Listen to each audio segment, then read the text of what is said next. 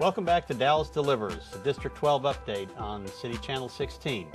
One of the other big things that happens in the city is code enforcement. After the police department and the fire department, I think it's probably, people think that's probably the next most important department in the city. It affects a little bit of everybody. Tonight we've got Forrest Turner, director of our code enforcement department, with us to talk about a little bit about how the city deals with code and how citizens can be involved in that to help the city code department work with those issues, and then how his department works with code enforcement in really extreme cases. So Forrest, can you tell us a little bit about, right now you're kind of in the midst of revamping the code department. We're trying to make it more proactive, more customer service responsive. Can you tell us a little bit about the changes, where we've been, where we are, and where we're going? Oh, this is something we're excited about, the changes that are happening right now with code. We're moving away from a code enforcement environment and more toward compliance. We want to work with citizens and partner with neighborhood groups, much like the police department with the community policing. We want to have what is the equivalent of the officer on the beat, neighborhood code rep. And this is something we're pretty excited about. Okay, so that's a change, because in the old days, which were just a couple of months ago, code just worked out of what we call Ocmok on Jefferson, and they went all over the city. Now you've got, I think, is it 5 different locations, 5 areas, and we're going to expand upon that to get the code officers out closer to the community. I can give you a little detail.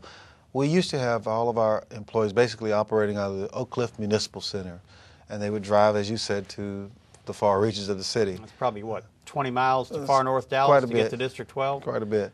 So we want to have 5 areas, and in the future we hope to move to 7 to match police. And they will be able to be located in those 5 regions, deal with neighborhood issues, work closely with citizen groups to find out what's the issue at that particular neighborhood.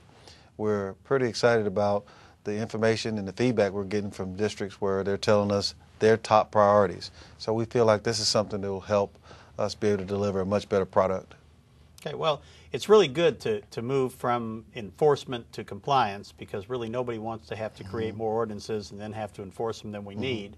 Tell us a little bit about the ranking. It's my understanding that we've got the biggest issue on a citywide basis, and I know that we even have it out in District 12, are loose dogs and loose animals, which kind of surprises people. Yes, that is the #1 issue for code compliance, is loose and loose aggressive dogs.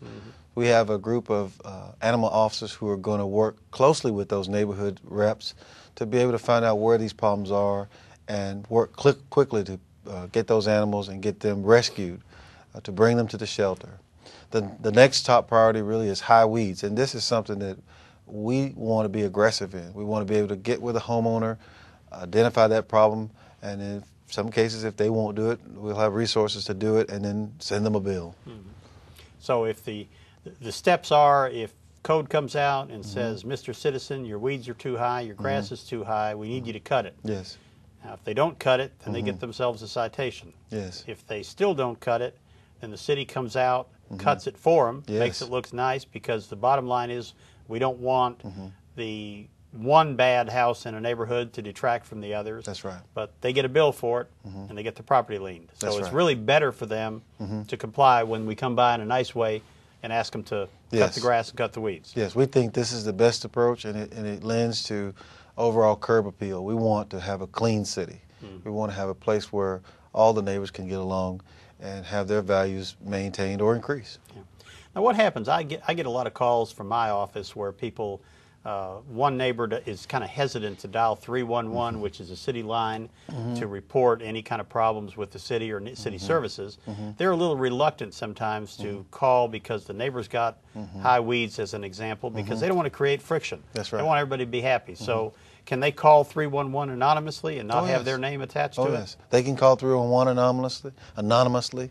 They can also call their neighborhood code rep. And when they get connected, this is something we're going to be coming to the communities with, is a map and a name of a person they could call to be able to share information with, so that we can go and talk to that person and try to get them to comply. So along the same lines of the new beat officers that Chief Elliston was talking about, where we've got officers passing out cards, so they're building that bond between the officer and the citizen. Your people are going to be doing the same thing. The code enforcement department's going to have people in the neighborhood and building those bridges. Yes, we want them to be a recognizable face that the community can say, I know that person, I feel comfortable calling them. So, yes. Well, Forrest, I appreciate you being on the show today. Thank you. I look forward to having you again, and we'll get back in a few minutes with continuation of Dallas Delivers right here on City Channel 16 in just a few moments. Thanks for joining me today on Dallas Delivers District 12 Update. If you need to contact my office, please give me a call at 214-670-4067, or you can email me at ron.natinsky@dallascityhall.com. You can also check the city website at www.dallascityhall.com. Thanks for joining us, and we'll see you next time on Dallas Delivers.